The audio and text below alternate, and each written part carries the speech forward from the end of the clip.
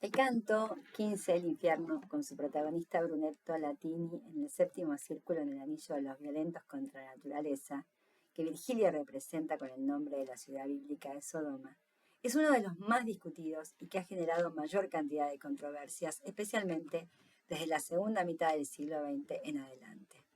La recomendación de leer el texto atendiendo a su multiplicidad de sentidos, como aclaró el propio Dante en su carta Can Grande de la Scala, apoyándose en un pasaje similar del Convivio, puede ser una de las causas de la dificultad general de interpretación de la obra.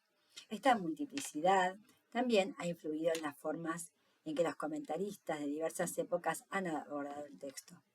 De hecho, la decisión de considerar o no ciertos pasajes como problemáticos sugiere que en ocasiones los lectores y hasta algunos estudiosos pueden dejarse influir por perspectivas propias al intentar interpretar lo que el autor escribió.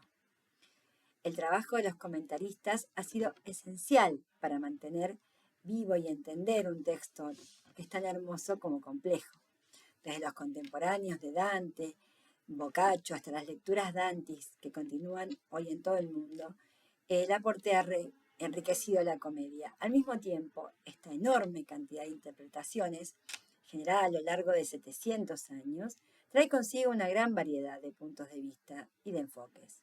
Esto a veces puede hacer difícil para quienes nos acercamos al texto buscando entenderlo como Dante lo concibió, encontrar claridad entre tantas interpretaciones, comentarios y nuevas teorías que aseguran haber captado el verdadero significado de la obra.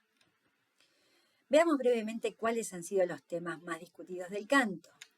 En primer lugar, el cariño que Dante manifiesta por ser Brunetto y que es retribuido por el maestro, sumado a la reverencia y el respeto que le demuestra, ha suscitado diversas explicaciones y especulaciones entre algunos comentaristas, que consideraron contradictorio que Dante condenara a una figura tan querida y admirada por un pecado que aparentemente no se le conocía públicamente.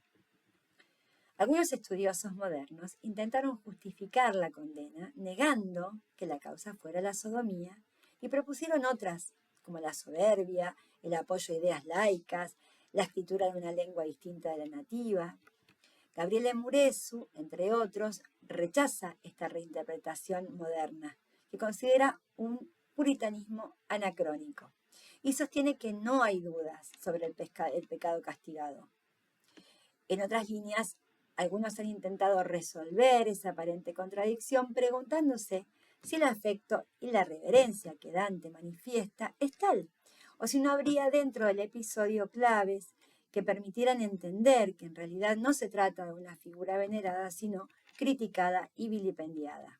En esa dirección, López Corteso, por ejemplo, argumenta que Dante aprovecha el encuentro con Brunetto para criticarlo duramente, utilizando la ironía y el simbolismo para revelar la hipocresía del maestro y contraponer su fama a su verdadera naturaleza. En las Antípodas, Muresu analiza la relación entre ambos como profunda y compleja, pero marcada por el respeto mutuo y la veneración. Para él, justamente el encuentro entre Dante y Brunetto es un momento clave en la comedia, ya que revela la fragilidad humana y la necesidad de la gracia divina para la salvación. A pesar de sus grandes logros, Brunetto no pudo evitar la condenación eterna debido a un pecado no confesado, y esta es justamente su tragedia. Finalmente, otra circunstancia que a algunos críticos les resultó difícil de compaginar es que en el infierno la sodomía es considerada una forma de violencia contra la naturaleza, mientras que en el purgatorio se la clasifica como un pecado de lujuria. Explica Muresu que las estructuras de los dos reinos están reguladas por diversos criterios. En el infierno lo que se castiga es un pecado, mientras que el purgatorio se centra en la disposición pecaminosa que genera el pecado, en este caso la lujuria. A continuación, haremos un repaso breve de las posiciones asumidas por la crítica a través de los siglos. En el siglo XIV, los primeros comentaristas, como Jacopo della Lana, l'Ottimo Commento, el Anónimo Fiorentino, Boccaccio y Benvenuto da Imola, se centraron en la interpretación literal del texto, considerando la sodomía como el pecado principal por el cual Brunetto es condenado. Esta visión se basaba en la ubicación, en el círculo de los sodomitas, y la justicia divina que castiga a todo pecador sin excepción. Tampoco cuestionaron el afecto y el respeto de Dante hacia su maestro. De hecho, el anónimo hace hincapié en su tristeza por verlo ahí, y Boccaccio dice que la sodomía es una disposición muy común, tanto en clérigos como en literatos. En el siglo XV, Gasparino Barcisa, citado por Mureso, sugiere que Dante, a pesar de elogiar a Brunetto en su encuentro en el infierno, en realidad lo que está haciendo es intentando denigrarlo en forma perpetua. La idea central es que los elogios en realidad son una forma de vituperio, una crítica mordaz y encubierta. En el siglo XVI, Cristoforo Landino y Alessandro Bellutello comienzan a interpretar la figura de Brunetto de manera más alegórica, representando la sabiduría humana que no es suficiente para la salvación. También se empieza a analizar el contraste entre la virtud cívica de Brunetto y su pecado. En el siglo XIX, Tomaseo sostiene que los sentimientos de Dante hacia Brunetto son sinceros y que el poeta no estaría dispuesto a calumniar a alguien a quien tanto aprecia. Y por su parte, Francesco de Santis, en su historia, habla de la cultura excepcional de Brunetto y lo conmueve que le encomiende a Dante su obra en la cual todavía se siente vivo. Llegamos así al siglo XX. En 1950, André Pesart sostiene que el pecado de Brunetto es la traición a la lengua propia.